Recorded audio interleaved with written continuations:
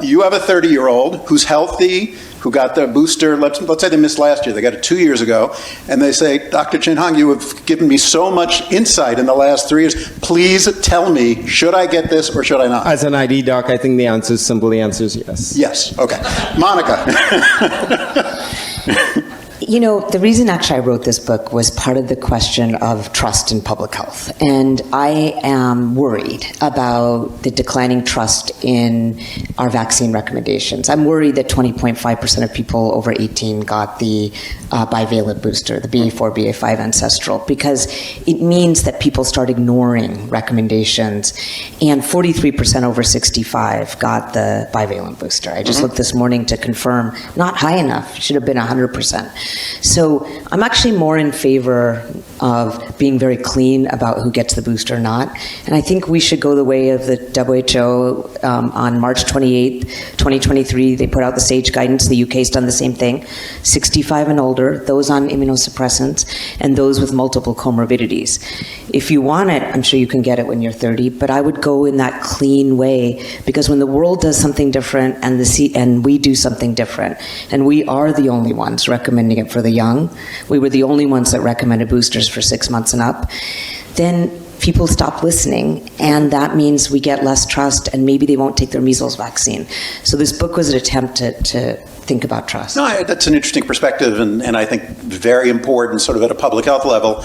But individuals are going to make their own choices about their own risks and benefits. So if a 30-year-old, healthy 30-year-old came to you and said, I get this sort of trust thing, but I just want to do weighing risks and benefits myself, well, you would tell them no? No, I wouldn't tell them no. I mean, if they want it, absolutely. There's no harm, absolutely zero harm. Okay. The question is, yeah, HIV, we think more kind of like, do we make big recommendations so that we can get people to do trust? But you're worried about the lack of trust because the recommendations are dissonant, but also that clearly the benefit for a 30-year-old is substantially less. Yes, I think those 65 and older. You're giving a lot of vaccines to people who aren't going to benefit all that much at all. Their chances of a severe case are very low, chance of hospitalization. Yeah, the people who are still at risk for severe disease, I'm so worried about them that I want to really get the booster in them. Yeah, I really want to. You're thinking about it from a public health perspective. At an individual perspective, it sounds like you're permissive. If you want it, fine. Right. But if it's your kid, 30-year-old, Mom, should I get it or not? I would say no, but my father has to. Yep. I would be consistent with what I'm saying. Okay, George, where are you on this?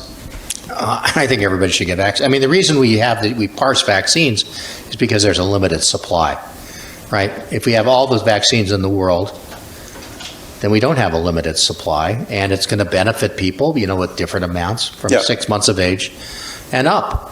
But if you do take the stance, which Monica very intelligently does, that we should be concentrating on the sickest people, you destroy the market, right? And this is not, these guys are now putting their own money into this vaccine. So you're worried about, will a vaccine manufacturer continue to stay? We're instead of giving out 100 million doses or 200 million doses, which, by the way, if you ever want to go into the vaccine manufacturing business, you should remember that anything that ever happens after a person gets the vaccine is the vaccine's fault. Mm-hmm.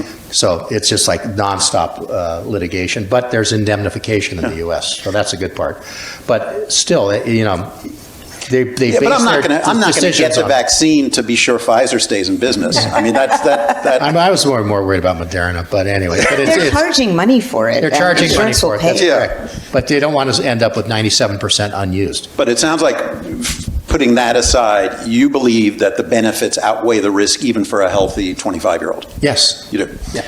And is that because of the efficacy in preventing a severe case? Is that because of long COVID? Is that because of you get however many months of protection against getting COVID in the first place? What's driving that benefit equation for you? Yes. All of that? All of the above, yeah. Okay. I mean, I'm serious. It's this is the 6th leading cause of death in children in the United States, COVID, okay?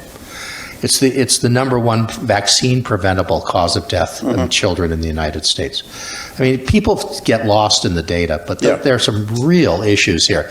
Yes, it's uncommon. Yes, it's rare. Yes, it's relatively unusual. But so is poliomyelitis. Yeah. Okay.